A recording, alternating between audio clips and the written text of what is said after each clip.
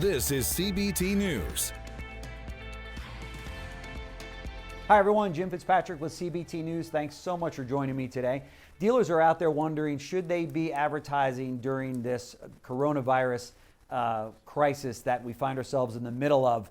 You know, is it the right thing to do? Are you helping consumers in your marketplace? Or maybe it comes across as a little bit insensitive. So I wanted to bring in John Fitzpatrick. We spoke to you, John, about a week ago. John is the CEO and president of a nationwide automotive marketing company, Force Marketing, just like you see on his shirt there, and working with dealers in all kinds of makes, all kinds of models in almost every market in the country. So I spoke to you about a week ago, John, about this very topic. What should dealers be doing right now with their advertising? You know, some dealers are concerned, maybe it's not the right time, maybe it looks too insensitive, but then others will say, no, now is the right time because people need transportation.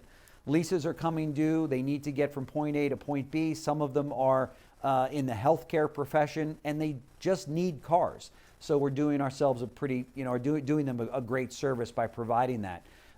So welcome back to the show. It's been about a week. A lot has happened in a week with the coronavirus and its impact in the car business. So what does it look like from your perspective? Yeah, well, thanks for having me, Jim. Appreciate coming back on. We believe that the best thing we can be doing right now with our dealer partners is to provide data and let the data dictate our decisions. We certainly don't think in times like this, a dealer group who has been in a local market for a long time should completely go dark. The messaging should change, right? I don't think right now it is best to talk about, nor will the consumer remember the $199 lease or the, we stack them deep and sell them cheap sort of Right. conversation. Right.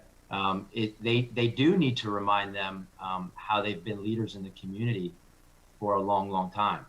And this is now that time to really press up and step up to the plate as a dealer group, in our opinion, and share the other values that they bring to the community and how they can help and be there for support.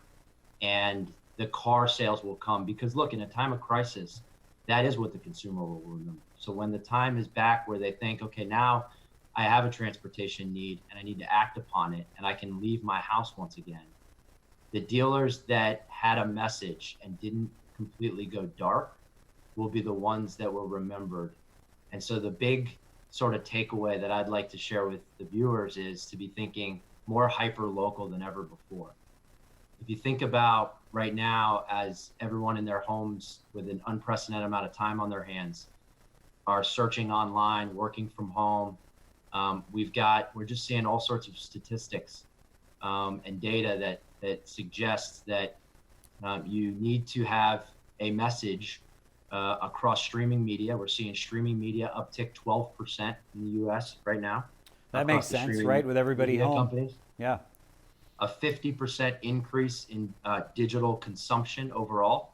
So we all knew where those trends were trending pre-crisis. Think about how high that was, and then add 50% more consumption on top of that. So what I also thought was interesting, we had a call with our partners at Google this morning, and they shared some really relevant data week over week. So it's very, very fresh.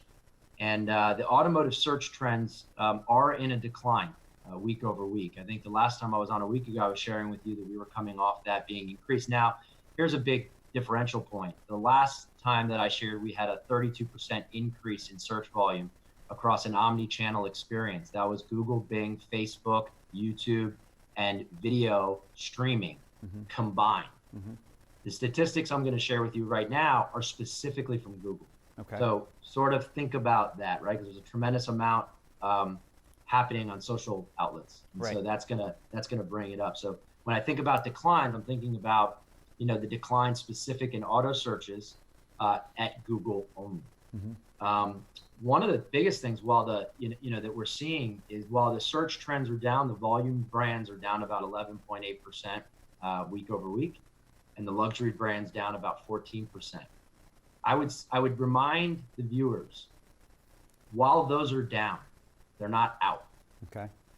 11% down is not 90% down. Right. That means there's still a lot of folks out there thinking about whenever that time's going to be that they purchase or lease their next vehicle or service their vehicle, they are searching. Here's another statistic that we know.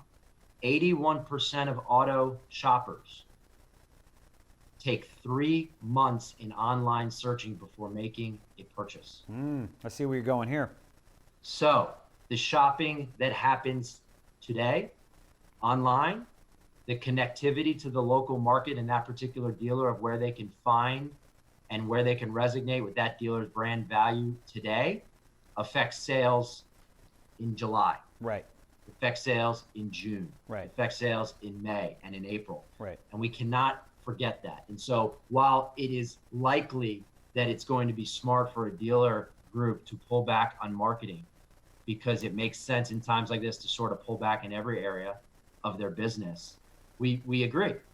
But going to zero, we would strongly suggest against, and the data just supports that wouldn't be wise. Here's another statistic that was shared on our Google call this morning that I thought was really interesting. Listen, we all know we live in a mobile first world, right? And we've been talking about how every connectivity, every messaging that we have in marketing, which is really communication, needs to be mobile first, right? Well, what happens when our consumers are no longer mobile?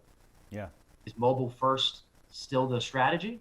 Good point. How about if I shared with you this? Google told us 21% decline in mobile searches in the last week. Yeah, very interesting. 13% increase in desktop searches. Why? Makes sense. People are sitting on their couch, they're sitting at their home office on their desktop. Right. So this incredible amount of new shopper activity or search activity is happening on a desktop. These are important sort of data points for us to consume, we believe, right? And again, we think that where we can lend the best partnership to our dealer partners is to share this data, let the data dictate the decisions. Right.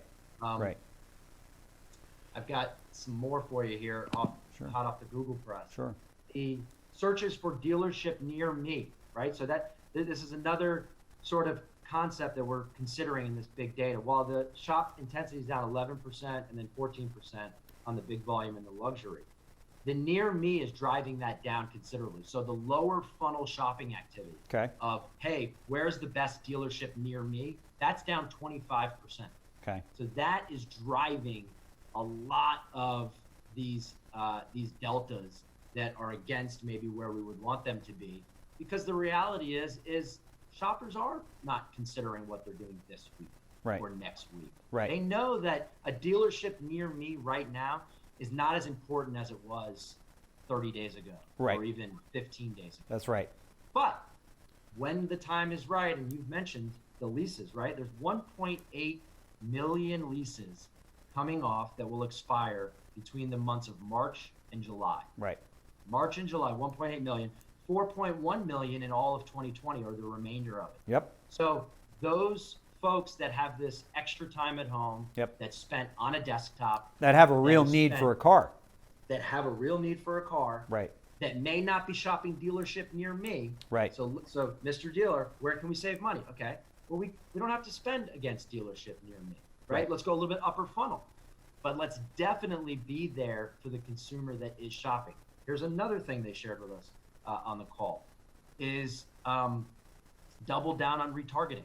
This instantly made a lot of sense to us, right? If somebody's going to your dealership website, you want to follow them. You want to follow them. So if that retargeting budget was $2,000 a month, we suggest maybe that's $3,000, $4,000, $5,000 a month. Because somebody going to your dealership right now in a time of crisis, that's searching for a vehicle, that's spending time on search engine results pages and vehicle description pages, or the service or the brand value of your store, we want to retarget those folks with all of the reasons why you are the leader in their hyper local community. How important is it today to coincide with the marketing, the advertising, to be able to deliver cars much the way a Vroom or Carvana does? That seems to be one of the other missing pieces of the puzzle, that if you've got that customer now that reaches out to you either versus in a text format or an email that they send to you as an inquiry on your website, that you can deliver the car to them, right to their home. incredibly important. Yeah. Any dealer group that was maybe waiting for the right time to consider how real they were going to have a strategy against digital retailing, Right. or a step towards digital retailing. Sure. Maybe we can't fully deliver a car like Carvana and Tesla, but we can get closer to it, Right. like offering, to drop off the car, pick up the Sure. trade-in, all of those sorts of things.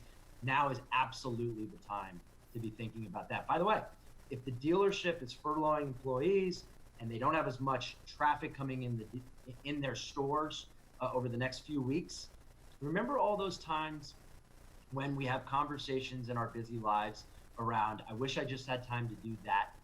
Right. Well, guess what?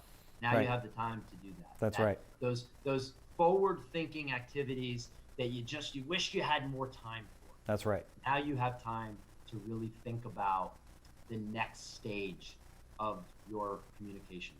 Sure. Your marketing. For a your dealer brand that's listening to us right now that say has a Toyota store outside of a metro market, and they drop $100,000 a month on advertising typically when times are good.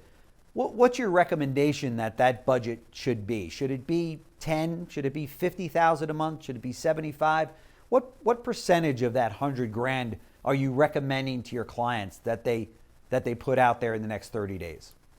Well, it's not going to be full boat, and for any marketing company to say, hey, we should not pull off at all would be sort of silly. Yeah. We like to think about it as cost per unit sold. So what are you forecasting? How many cars are you going to forecast in April and in May? But isn't the forecasting a little bit difficult now because it's such a fluid situation that you don't know, is the dealership going to get locked down, or how do you? That's another question. It's probably a whole nother show. How do you forecast during these times, right? How do you forecast during these times? That's absolutely right. But you will forecast. Yeah. Every business will adjust their forecasting. Right. We're doing it. Every business is doing it. Sure. And so whatever that number is, put a advertising and multiplier on it. Right. It's probably not going to be $350 a unit. Cut it in half. Yeah. Spend $150 a unit. Right. Right. But now be a lot more intentional with those dollars. Yeah. Right. We now know, because we're forced to know, that connecting to the right audience is more important than ever. Right. In tough times, we've got to think more creatively. Right. We've got to think outside the box. Let me give you an example of that. Just over the last few days, we have seen, and I think I shared with you guys a visual for this, we've seen U.S. companies in their plans to hire, right? So we know that unemployment rate's going to likely spike to a potentially an all-time high. We hope that it won't, but right. A lot of suggestions are around 15, maybe as high as 20% in the coming days that unemployment will spike to, right? Well, what about if we flip that? Which companies would be hiring right now? Companies that are delivering goods and services to the homes while people are quarantined, maybe? Need a car. Instacart told us yesterday they plan to hire 300,000 people across the U.S. Wow. Walmart, 150,000. Amazon, 100,000. The big three pizza companies, Pizza Hut, Papa John's, Domino's, 60,000 combined. Kroger grocery stores, 10,000.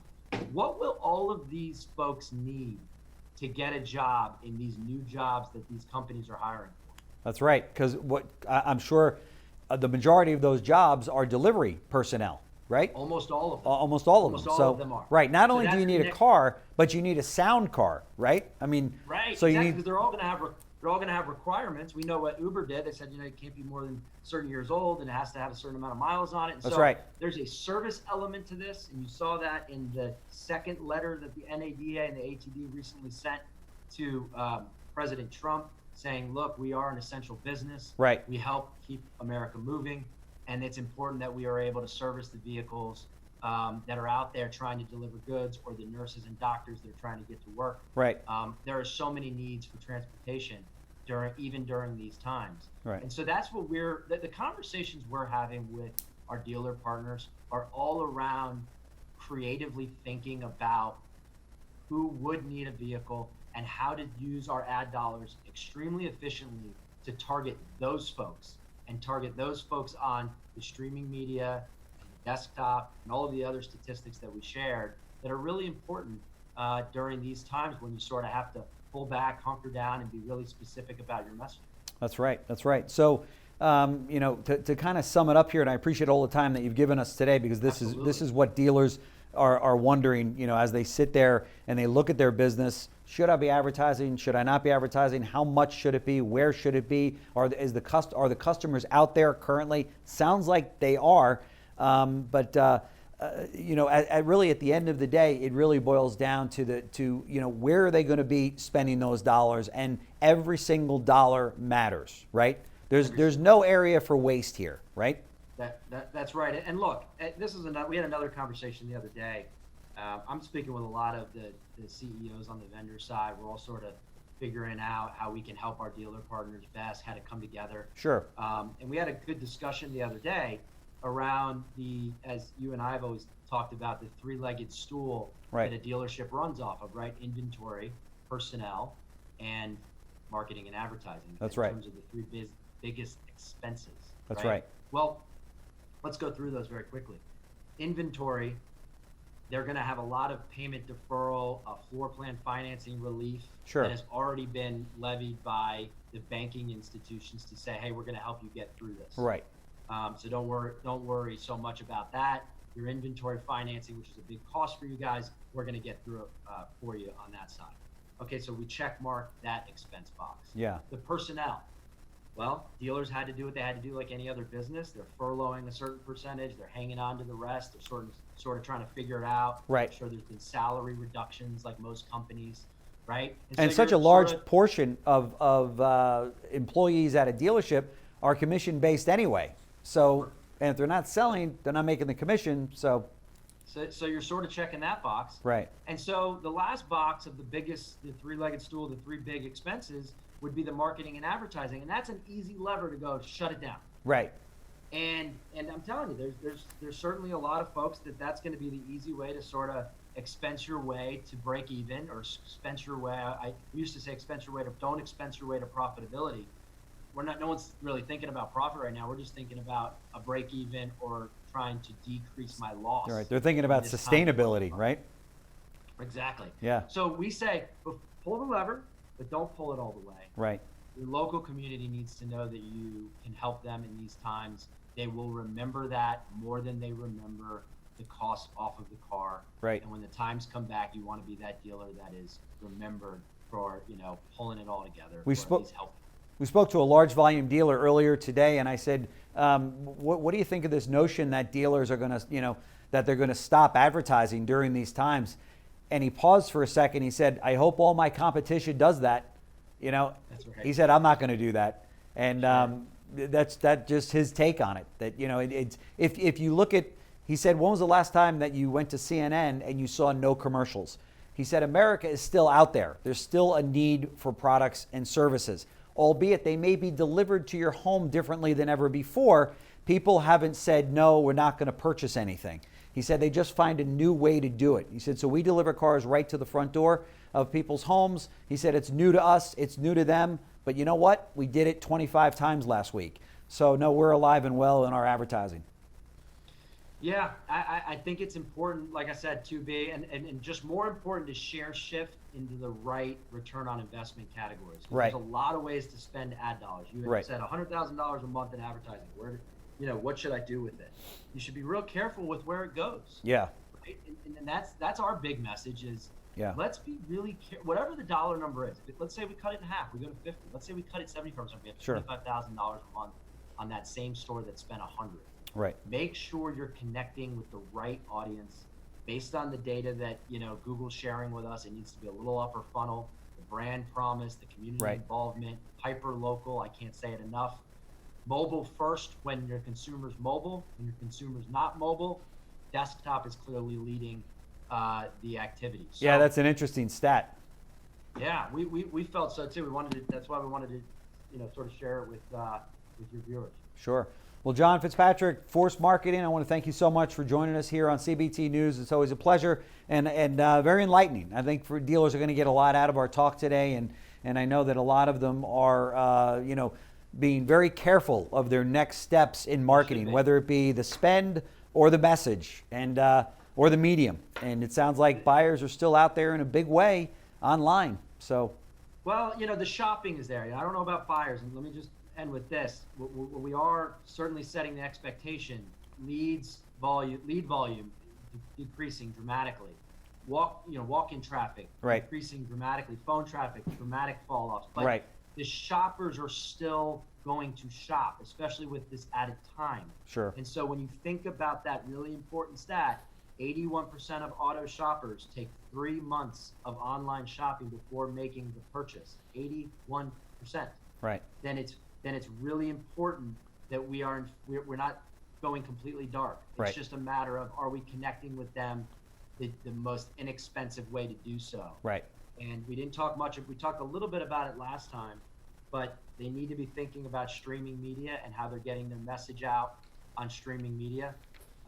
Lean into that in a really, really big way. And as long as you'll continue to have me on, what I will promise to do is bring statistics that are fresh and relevant, because I think, again, that's where we can help sort of lead the industry through and out of this, is by sharing as much data as possible, because, again, data will dictate our decisions. It should dictate our decisions, and we'll continue to share it. There's no question about it. Data is king right now. I mean, it's nobody wants to make a wrong decision, and for dealers that are listening to us, I highly recommend that you don't do anything unless the data, as John points out, tells you to do that. So again, thank you so much, John. I really appreciate it. And yeah, I do want to have you back on so that you can share some of the numbers that you learn each week with Google. Let's do it. And God bless all those families out there and dealers that are, hopefully the number one thing is that we're staying safe and we're flattening the curve, and we're not getting affected by more of this virus. So that's right. The number one thing that we start every call with is, how's your family? How are you doing? That's right. So long as that's good, we can work through all this other stuff. That's right. And we'll get through it, right? Yeah, that's right. All right. Thanks so much.